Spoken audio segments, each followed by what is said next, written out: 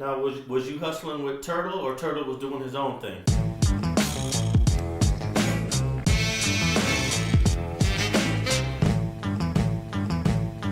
Turtle was doing his own thing. Cause see, it's like once the cocaine hit, either I was out and Turtle was in, or either I was in and Turtle was out. We kept missing each other.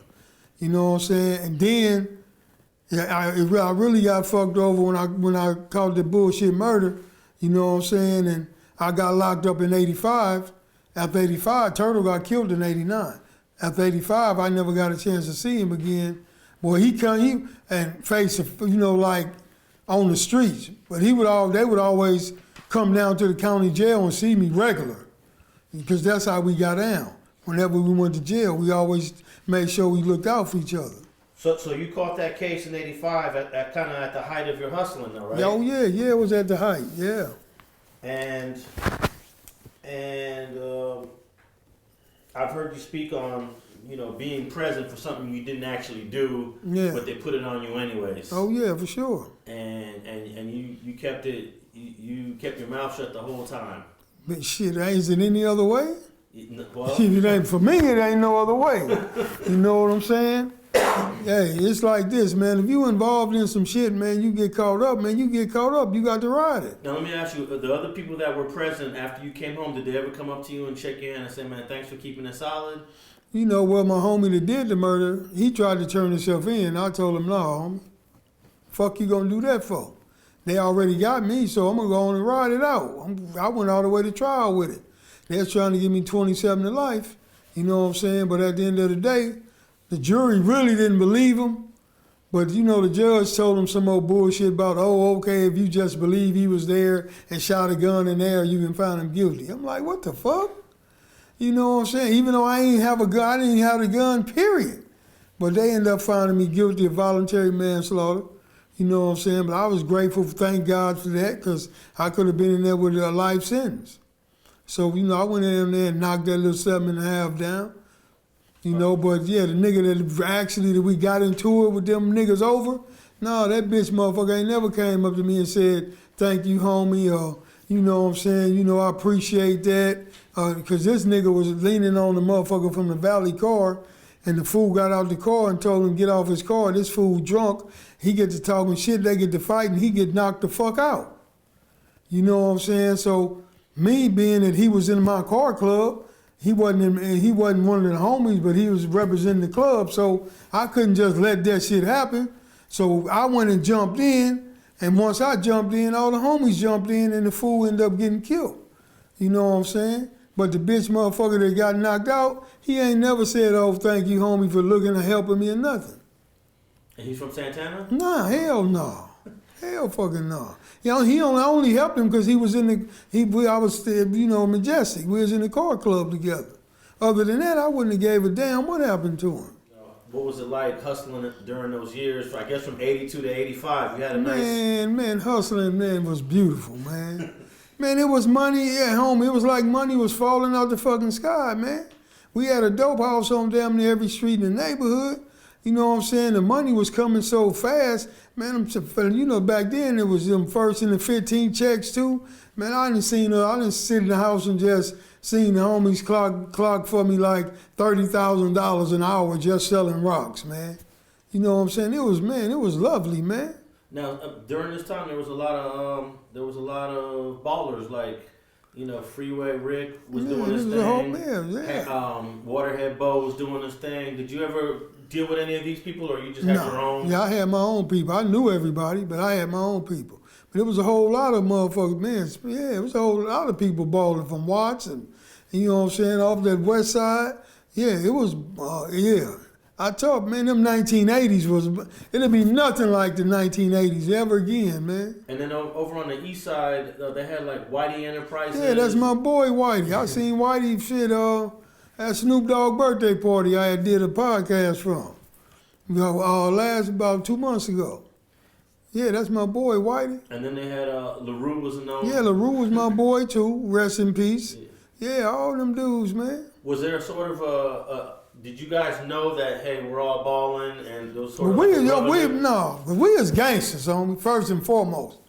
Only dude that you named out, just the name so far that was a gangster was Whitey. But the other dudes, they really wasn't, man. Yeah, they weren't from no hoods, no sets. You know what I'm saying? Really, I don't know how they made it, because I don't even know how a lot of them made it. Because back then, a whole lot of dudes was getting kidnapped, tortured, and killed, homie.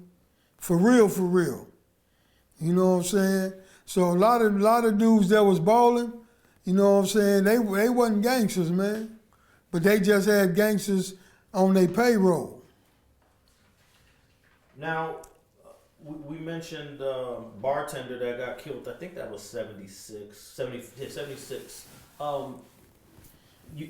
What did you had known about him at that time in like the mid 70s? Well, shit. Because he actually lived on the Oaks Park side.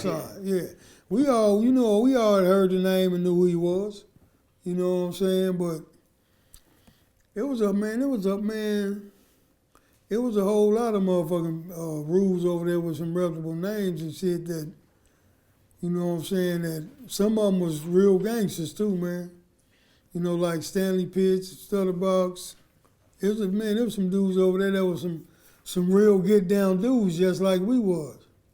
Now I was listening to Reggie Wright Jr., the former cop, Compton PD, mention some of the G's from that part of Compton, and out of Santana, he mentions Marcellus. Marcellus from Lantana. Oh, okay. He mentioned Marcellus, Twin, and you.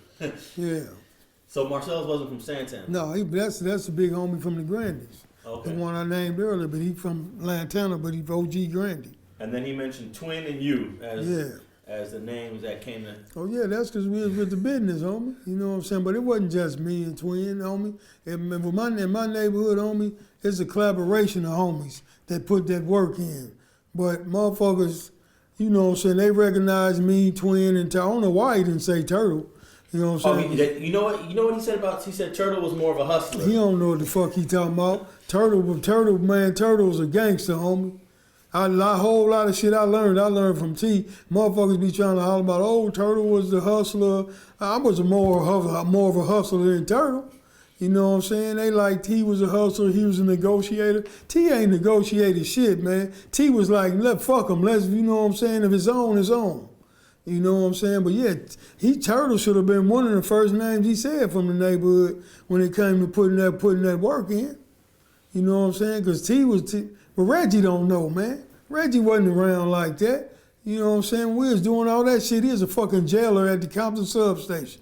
You know what I'm saying? He wasn't even a police shit. Now his father was patrolling around. Yeah, his father, Big Reg was. Big Reg ain't, I'm going to tell you, Big Reg, I don't like the fuck. I be like, fuck the police. I don't like the police. But Big Reg was cool. Because I remember one time, man, the motherfucking sheriffs was raiding my motherfucking spot, and I was outside. This time, so my dumb they looking for me. They don't even know who the fuck I am. I'm just standing outside watching. You know what I'm saying? Big Reg pull up, but I had left all my fucking jewelry in the house, right? I tell Reg, man, I need my fucking jewelry, man. My fucking jewelry in there, man. He went in there and got me my shit and gave it to me, man. You know, I hear a lot of people from different hoods always say, you know what, I like Big Reg. You know, he was good people, even though he was the police. He was the police. Big Reg, he it's like this, man. I don't sweat no police for doing their job. I just trip off the motherfuckers that just try to fuck over you, just to fuck over you, lie on you, all that bullshit. But I ain't gonna be mad at you just because if I fucked up and you arrested me and you did your job. I ain't tripping that. That's what you get paid for. Thanks for watching StreetTV.net. If you're not subscribed, please hit that button below and click the bell to receive alerts and notifications. Feel free to comment below so you can give us your feedback, and be sure to watch the 2 related episodes to the right. If you want to support this platform or follow us on social media, visit the links in the description, and thanks for watching StreetTV.net.